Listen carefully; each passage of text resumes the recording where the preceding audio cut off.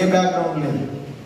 ఎందుకు నాకు ఏ బ్యాక్గ్రౌండ్ లేదంటే మేము ఉండేది ఒక చోట కాదు. దేవుడు ఎక్కడ మాట్లాడితే మా నాన్నగారు అక్కడికి వెళ్ళడం, ఒంటరిగా వెళ్ళడం. అక్కడ మాకు ఏదన్నా ఉన్నది అని అంటే దేవుని సంఘం, దేవుని పిల్లలే మా బలగం, మా బలం, మా బలహీనత అన్నీ వాళ్ళే. ఈ క్రమంలో నాకు నా తండ్రి ఇచ్చినటువంటి ఒక సహవాసం, ఒక బలం ఏదైనా ఉంది అని అంటే డానియల్ అటువంటి ఒక ఆత్మ సంబంధమైనటువంటి వలయాన్ని, ఇటువంటి అనేక మంది ఆత్మీయ సేవకులను నా తండ్రి నాకు అనుగ్రహించారు. ఎందుకు నేను నాకు చెప్తున్నానంటే నేను సేవకు వచ్చిన తర్వాత నా తండ్రి నా కోసం ఏమి దాచిపెట్టాడో నేను చూశాను. నాకు ఆర్థిక పరంగా ఎప్పుడూ చూడలేదు, దాన్ని నేను ఎప్పుడూ ఆశించలేదు.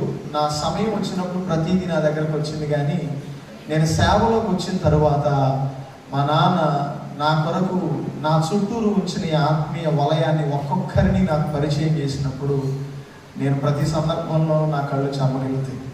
నేను అన్నయ్యని కలిసి ఇది 3వ సంవత్సరం. 2 సంవత్సరాల క్రితం నేను అన్నయ్యని కలిశాను. ఈ కలిసినప్పుడు నాకు చాలా సంతోషం అనిపించింది. అన్నయ్య నాతో మాట్లాడిన మాట, పరిచర్య నిమిత్తం నన్ను బలపరిచిన విషయాలు ఇవన్నీ ప్రక్కన పెడితే ఏ రోజైనా ఒకే మాట అన్నయ్య నాకు చెప్పేది ఏంటంటే, నాన్న నేను నీ వెనకాల ఉన్నాను, నువ్వేం చేయాలనుకుంటున్నావు నాకు చెప్పు, నేను నీ వెనకాల ఉన్నాను. అదే మాట.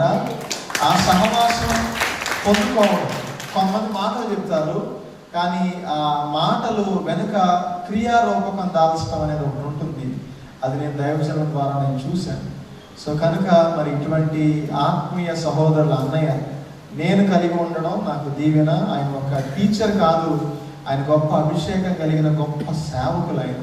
గొప్ప సేవకులు. ఆయన అనేక చోట్ల విరివిగా వాడబడుతూ వారి కొరకు మనం 4-5 నెలల ముందే అడిగి డేట్స్ తీసుకొని మళ్ళీ పరిస్థితులను బట్టి మనం మార్చినప్పుడు అన్నయ్య అన్నీ అనుకూలపరుచుకొని వచ్చారు.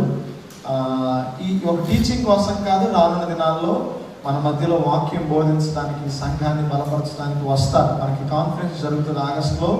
ఆ సెషన్స్లో మళ్ళా మీ అందరిని ఆహ్వానిస్తాం. మీ గ్రూప్స్ అన్నీ నా దగ్గర ఉంటాయి. ఆ 2 గ్రూప్స్లో ఈ 3 సంవత్సరాలు 4 సంవత్సరాలు చదివిన పిల్లలందరినీ నేను ఆహ్వానిస్తాను. అందరూ ఆ కాన్ఫరెన్స్కి 2 రోజులు వచ్చి సంపూర్ణంగా పూర్తిగా సేవకులు, ఆరాధన, వాక్యము ఇవే ఉంటాయి. ఆ 2 రోజులు సంపూర్ణంగా మనం అభిషేక్తులైన దైవజనుల చేతులలో బలపడడం జరుగుతుంది. కనుక మరి అన్నయ్య కొరకు కూడా మీరు అందరూ ఎత్తుపట్టి ప్రార్థన చేయండి. మన ప్రార్థన కంటే కూడా వారి ఆశీర్వాదం, వారి దీవెన వచనాలు మన మీద ఉంటే ఇంకా మనం దీవించబడతాం. కనుక సంఘపక్షంగా, కుటుంబ పక్షంగా అన్నయ్యకి నా నిండైన వందనాలు తెలియజేస్తూ నేను అన్నయ్యకి సమయాన్ని అందిస్తా ఉన్నాను.